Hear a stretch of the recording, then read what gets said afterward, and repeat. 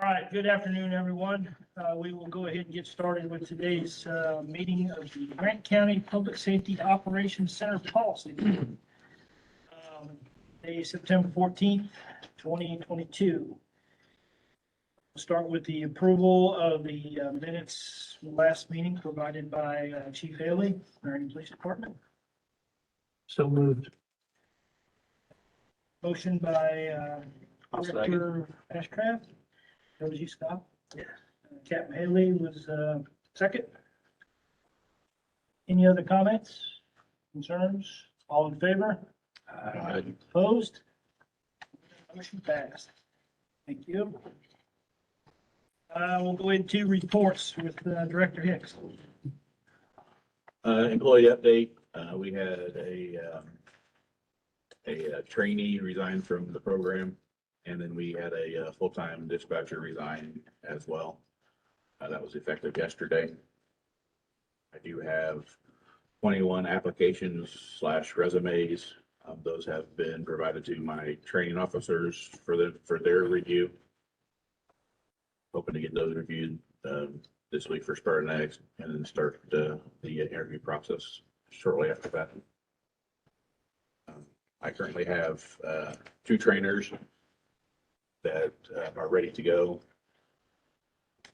My third one has been in an extended training period and she needs a break. So I've got 2 trainees right now that are ready to go. And as soon as we get candidates selected, we'll get the training process started. The trainee that resigned, is that the one that moved to Ohio that you talked about last meeting, or is this another one? This is another one. There was some personal conflicts, and she would move to night shift, and after being asked 10 times if she could do days, nights, weekends, holidays, and replying yes, she came and said, "I can't do nights." So the openings you got now, 3. So I've got 4 now. 4 full-time.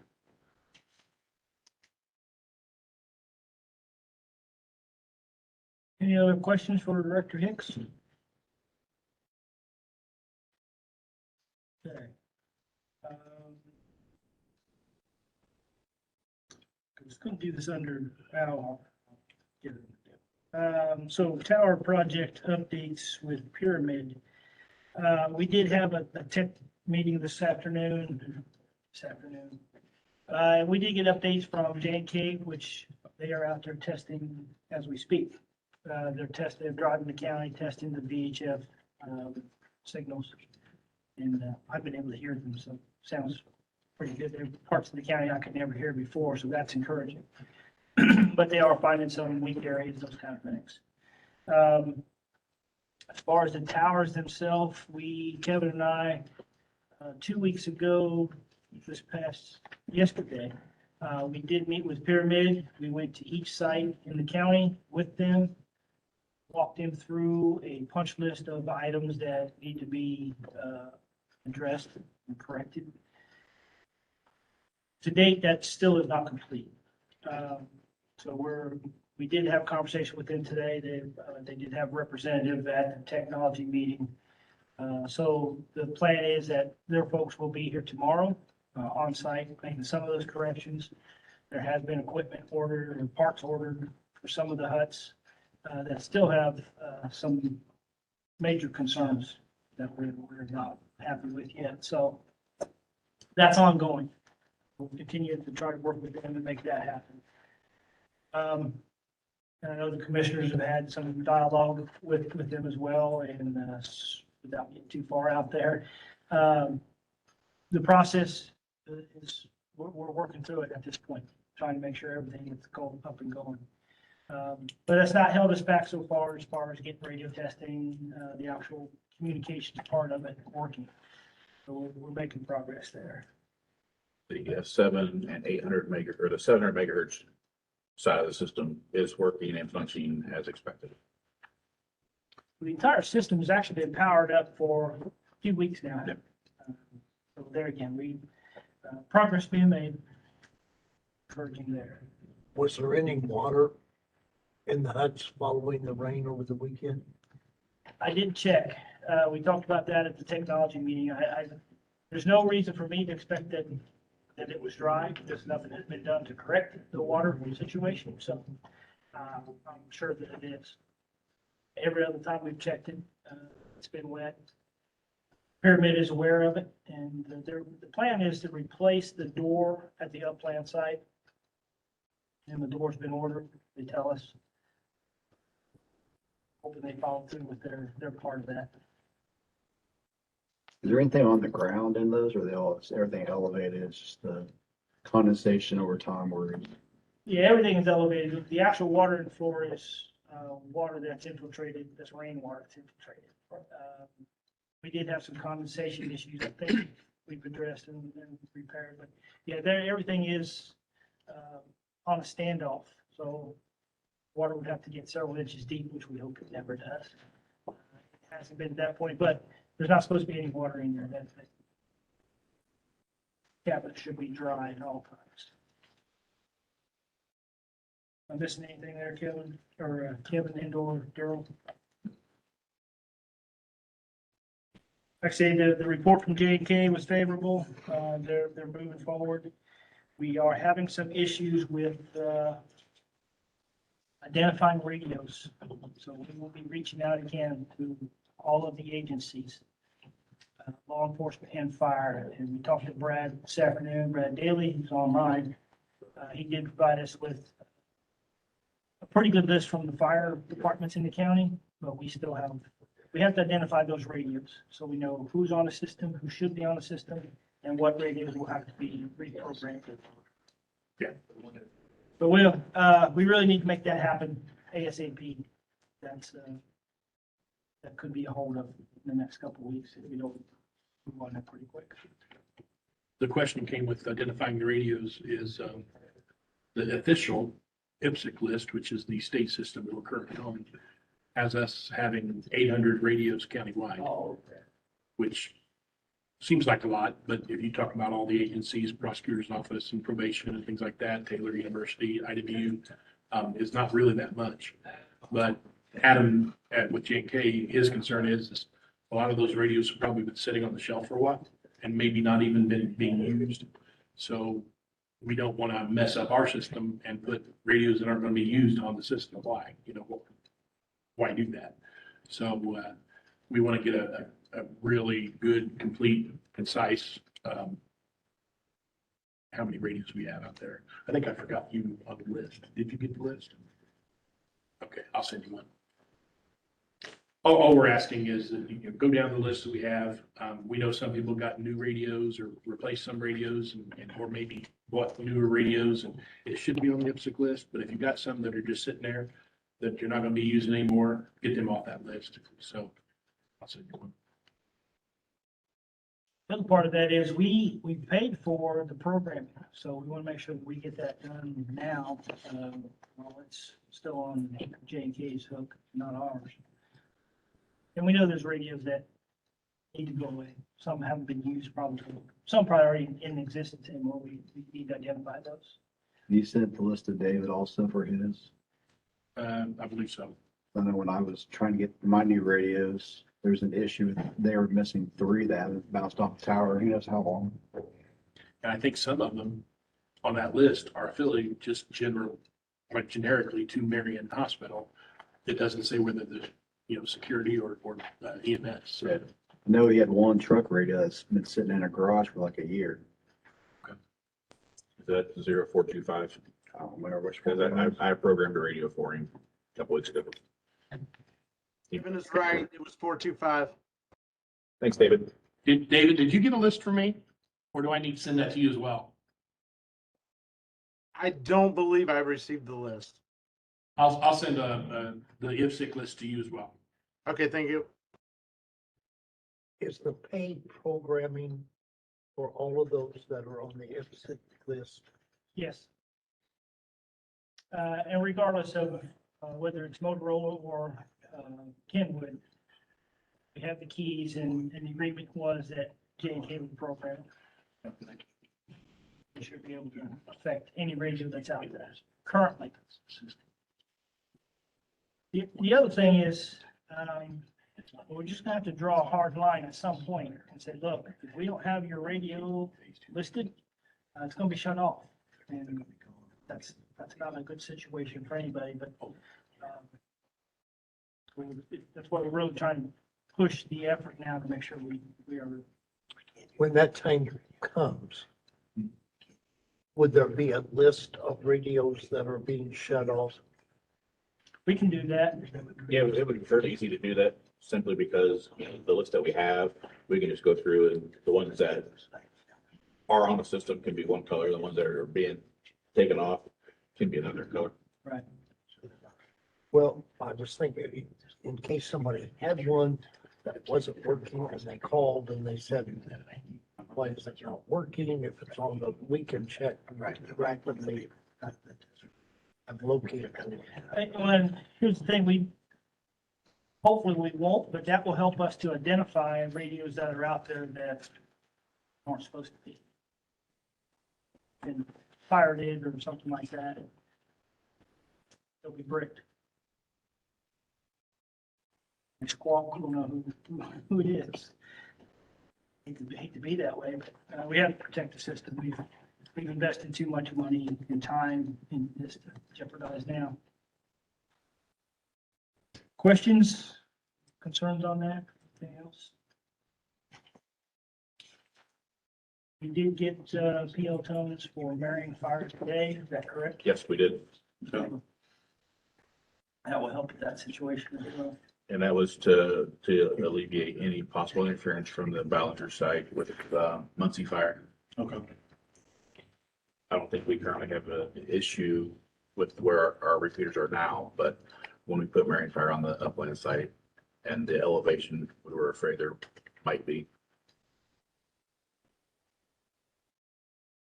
Okay, anything else? Item number 3, the communications plan.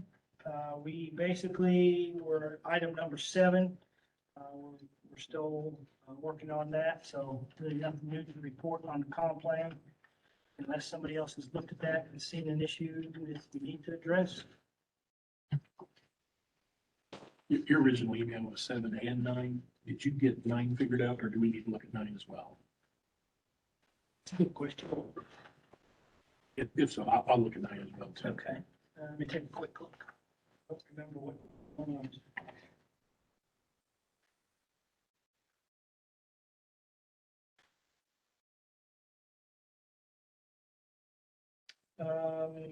Funding, actually,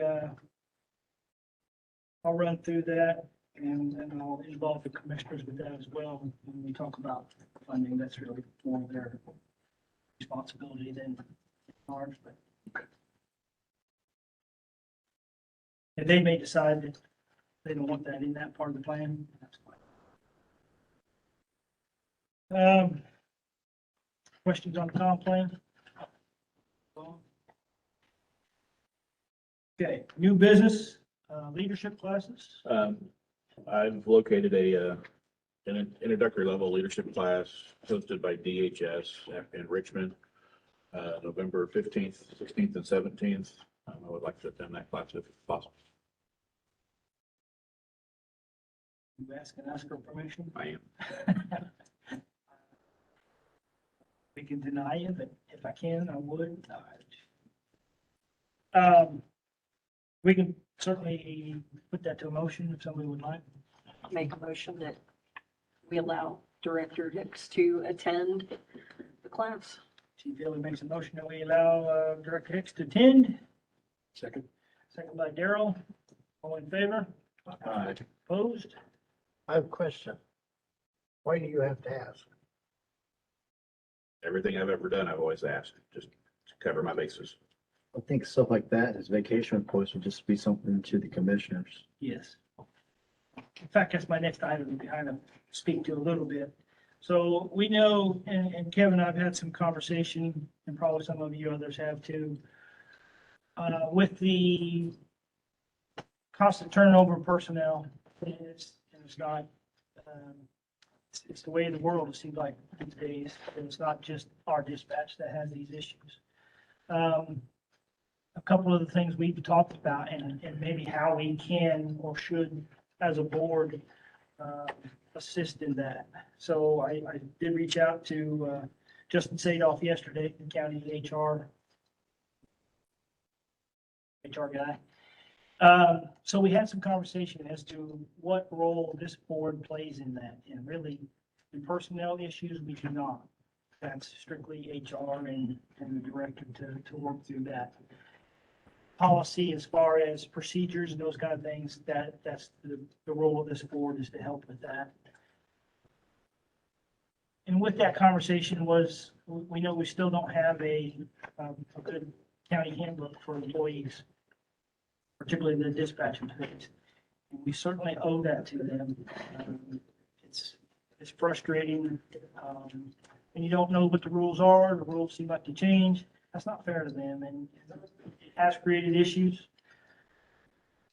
So Justin said that policy book, just spoke with him this morning, so they are prepared to take that to the commissioners. I think that's the next step that goes to, and work through that to try to get that finalized as quickly as we can.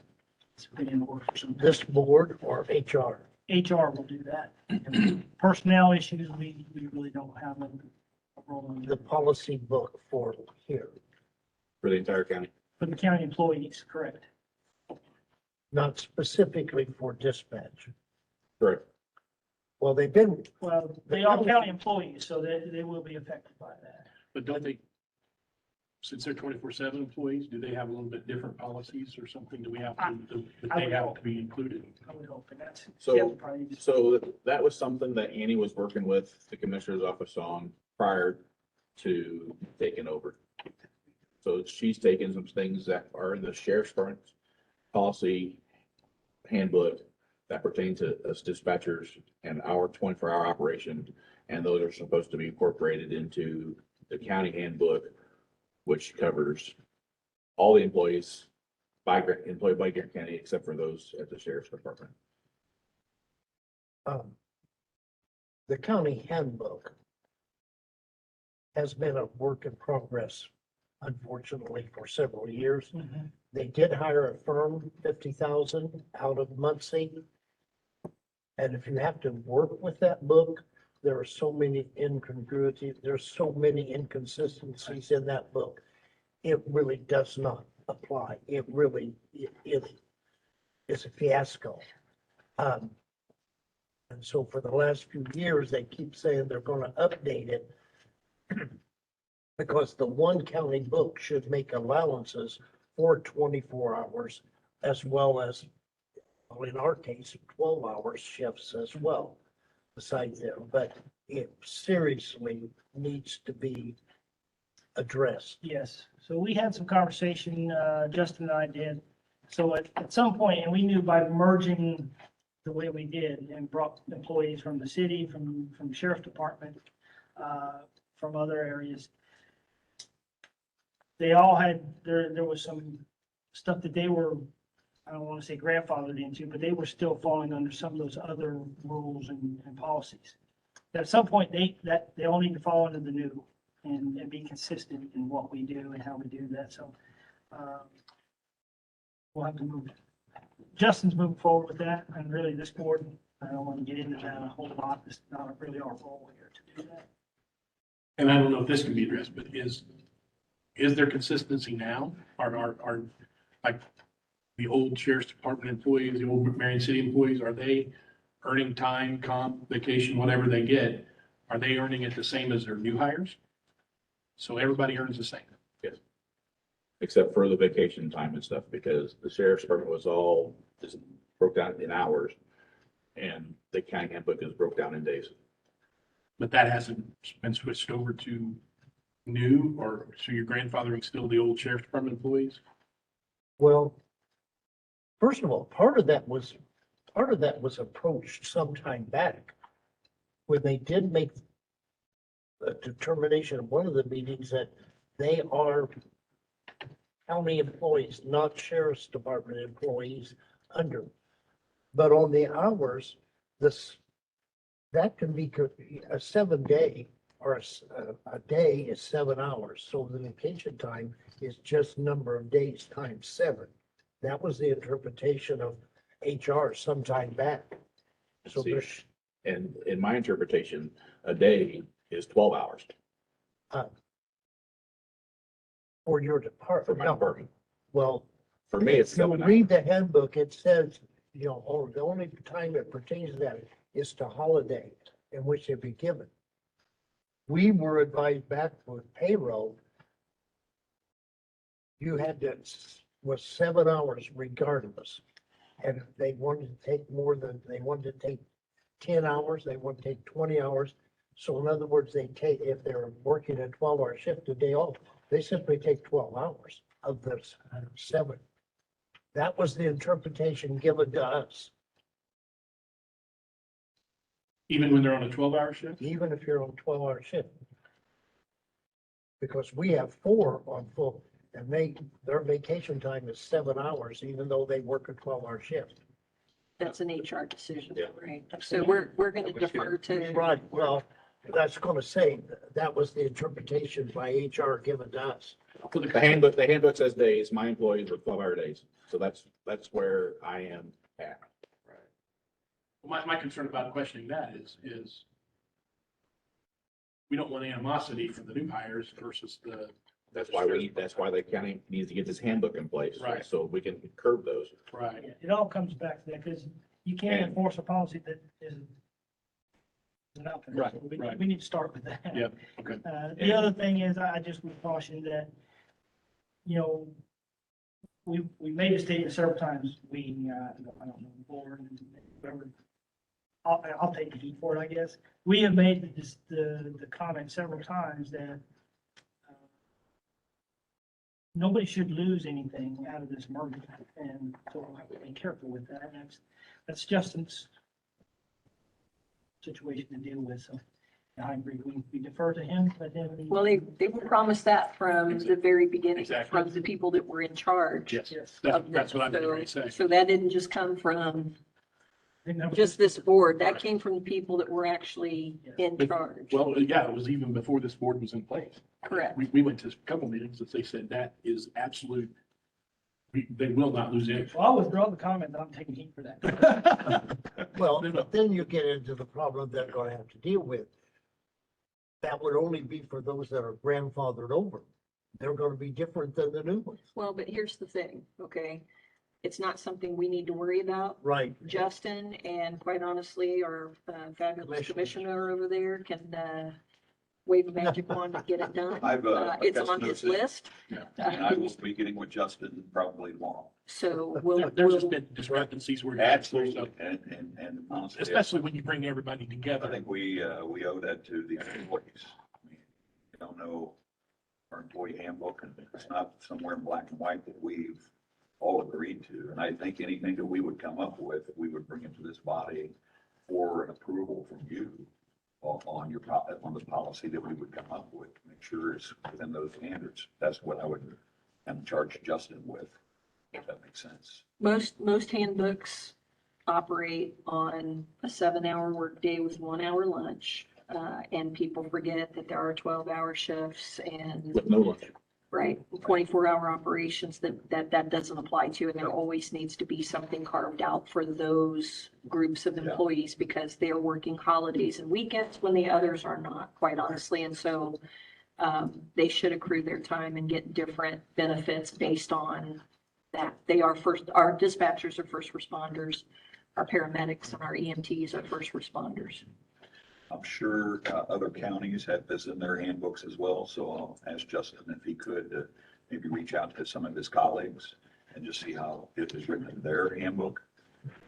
Since reinvent the wheel, just as a draft that we could bring here and just see what you thought about that, if that makes sense. Well, Because to me, this is the group that's got the hours type issue. Would you agree with that? Is there any other department that we would have anything like that? I don't believe so. As far as first responders, it's just Grant County EMS and my department, because the sheriff's department have their own group of policies. and handbook that have been approved by the sheriff and I think the commissioners, and they're under contract as well, so. Contract also. But I believe, Central Dispatch is the only 24-hour operating agency that the county has other than the sheriff's.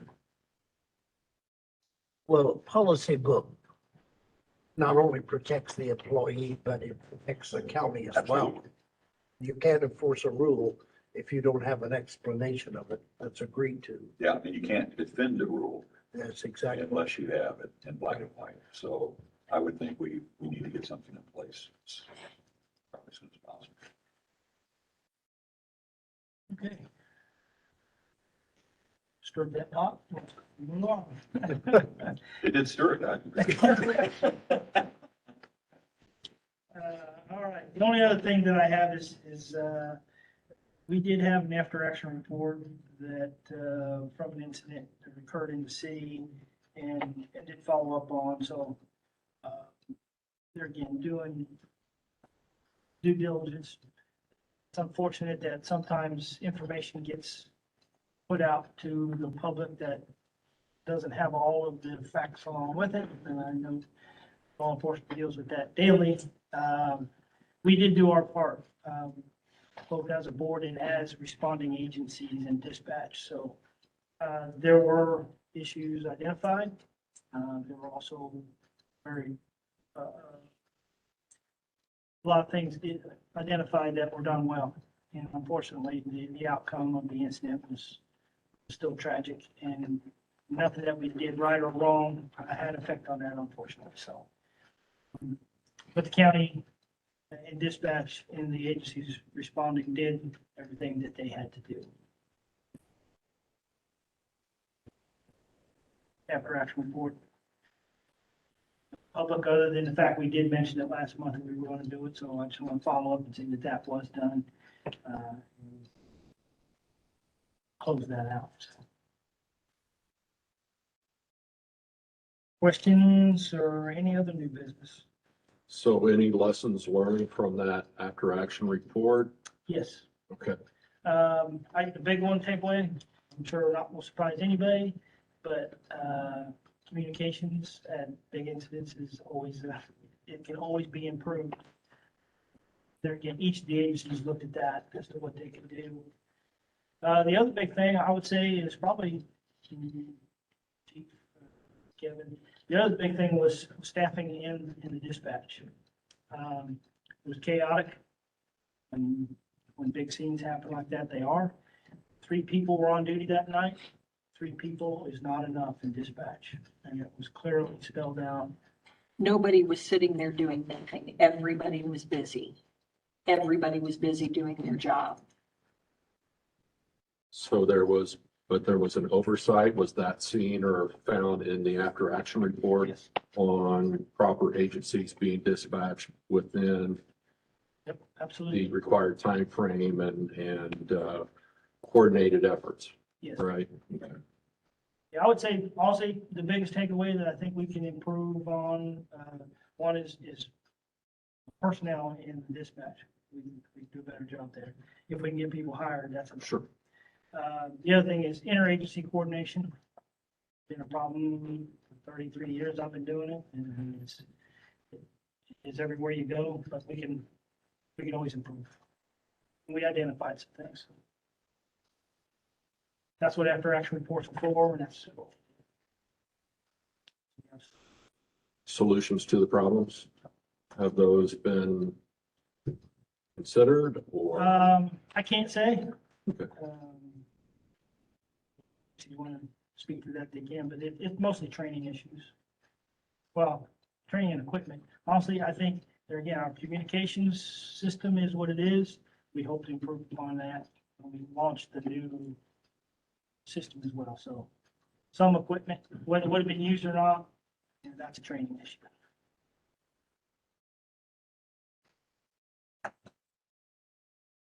Kevin, have you had your budget hearing yet? Yes, Anything come out of those budget hearings yet? Or they've approved my budget as requested, except for the salary and wages.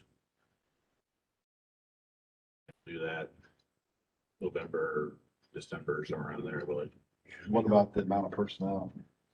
I was told in 2021, when I presented, that, once I get my 16 dispatchers, I then at that time could come back and ask for more personnel, which I will do. And I don't think there's a problem granting that, but they just did, at that time, they didn't want to give me the extra people when I couldn't get the ones that we needed first. Just, not speaking for the county council, but it's everybody's salaries that they're holding up, not just his particular department. Correct. I'm not aware of that. So, I think they're seeing what they can do with salaries at the end after they've crunched all the numbers and seeing what kind of raises they can get this year. And really the challenge, that maybe this board can affect some areas, and that is pay is what it is based on the county, but working conditions, those kind of things. Hopefully we can, if we need to make improvements, we can work on that. But the first task is get the total number of personnel we need hired in on the job. Which is 16 dispatchers and 2 supervisors. Because until then, we're just going to continue to chase problems around. On a normal training, timeline, what is the normal training time? If we shoot for 90 days, but we shoot for it.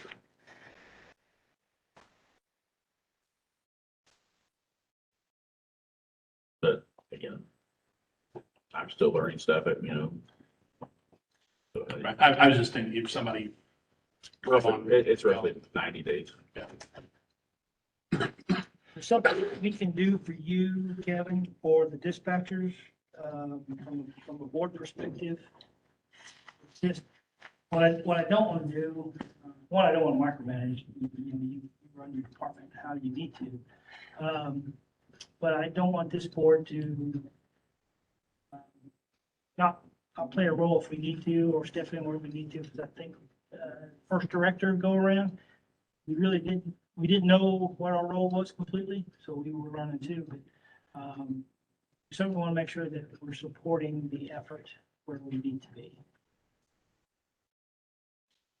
Whether that's out of the board or us individually.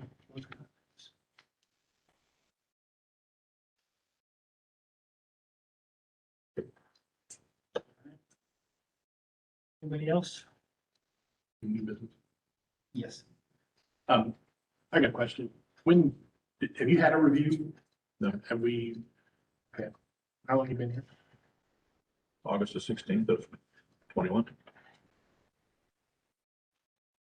I think we need to have some kind of, just to be able to keep our thumb on what's going on in dispatch and not necessarily personnel issues, things like that, but maybe every 6-month review, every year review, something like that. I'd like to see maybe a committee or subcommittee that can be formed to just sit down and meet with you and kind of go over things that we as a board always hear, or as individuals here, things like that, and just kind of keep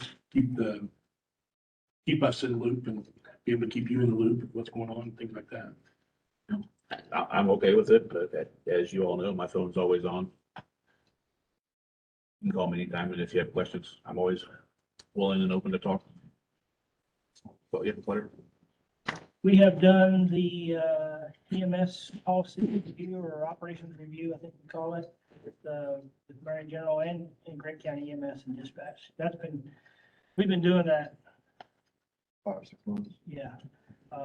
But honestly, I think it's been helpful. We've opened up some things. We're communicating. That's really the big thing there. So if we can do that on a regular basis, which I think those are every 2 weeks. Every 2 weeks. It usually takes less than a half hour. We'll bring up anything. It's a whole lot easier to discuss an issue that is pretty current and make some changes as we go forward. So rather than wait till something is in the past or it's festered into something else. I think that's been helpful. And Dave Bard, if you want to chime in, feel free to. You've been part of those meetings as well. Well, first of all, if you do a subcommittee and keep it under a quorum, there are things that can be discussed there that can't be just openly discussed here. You can't make decisions there. That has to be brought here to be made in an open session. But the behind the scenes discussion is fine. The only other alternative is to have executive sessions, which you have to advertise in advance, and as long as it pertains to personnel, you can do an executive session. You can't make decisions there, but you can bring the results of the discussion back to an open meeting. So, Yeah, something like that's what I had in mind. As long as the board is okay with that, that's what I was kind of thinking of. are you talking about designated, well, the president of the board can appoint a committee at any time they want to, as long as that's below a forum, a quorum, not forum. Forum? But, Yeah. uh, Well, it's not I would never want to put a microscope on dispatch. They get that enough every day, every time they speak, everybody in the county hears. So when there's a mistake, yeah, everybody gets it. We're all making mistakes, just not everybody sees it like they hears it. So to put them under a microscope, it's not really fair, but there again, at the same time, I think to be supportive of the director and of dispatch as a whole, I think we need to be listening. I'm not opposed to the idea of a subcommittee doing that, right people. So that way Kevin isn't out there. I think that's a mistake we made early on by not being probably more involved and proactive just in helping solve some of the issues. and sometimes it's just a listening Yeah, ear to absolutely. all the members involved, as much as it is a solution to the problem. Well, and that's what we've uncovered, I think, through some of the operations reviews with EMS is, something seemed like a problem. After we looked into it, it really was misunderstandings, miscommunications, but we know. But when there is a problem, we can fix it. Kevin, did you say at one time when we were doing the EMS meetings or have been, that by state law or something, they're supposed to include fire and police eventually? So the EMS meetings that we've been having have been tied to the EMD Right. program. And if and when those come out, we'll have to do the same thing for police and fire. So really, if we had a sub panel that had law enforcement, fire, EMS, have up to 5, 6, Little, less than 7. less than 7. There again, I would encourage, you don't necessarily have to name names today, although the agencies, law enforcement, fire, EMS, you want to designate, maybe even you, but if you would have a designee that wants to attend those meetings.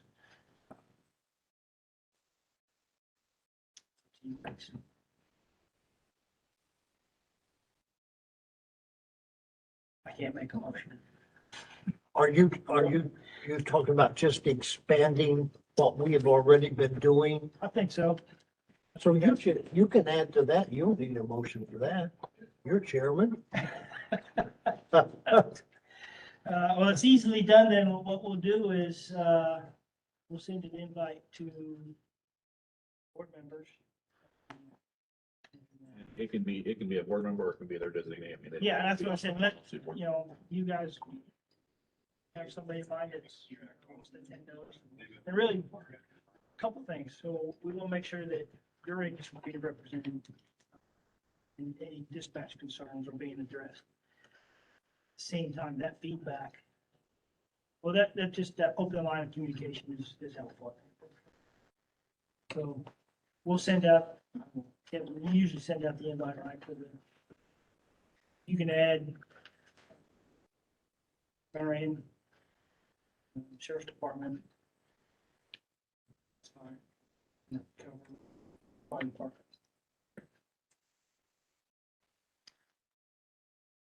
we can always switch that up too. So if it's an issue with the county fire department, if they have a concern or they want to be involved, I don't want, we really need to hold it down. It doesn't need to be a mob. No. I'm not a fan of those. But I wouldn't, I said it would be somebody in leadership. Yes, absolutely. I think so. Somebody that can speak to issues and honestly, offer some suggestions to improve. Be able to back it up. Newest rookie, he's not that guy. No.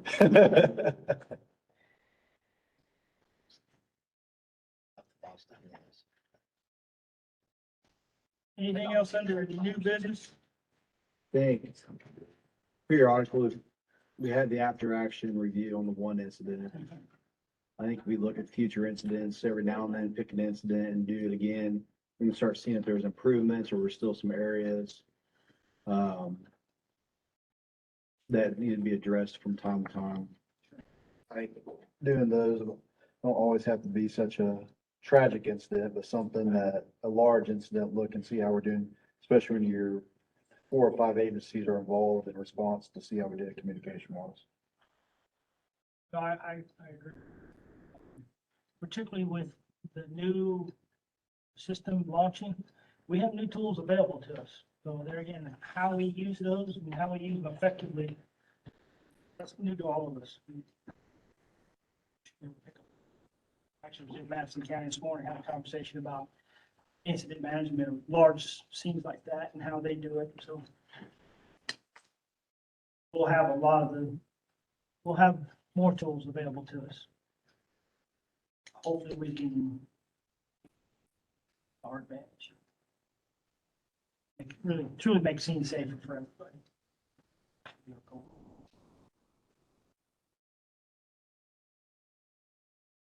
Okay. Anybody else, new business? That, next meeting is scheduled for October 12th at 2 p.m. And I entertain a motion to adjourn. Or, Can I say on that one? so we're gonna stay for a while. All in favor?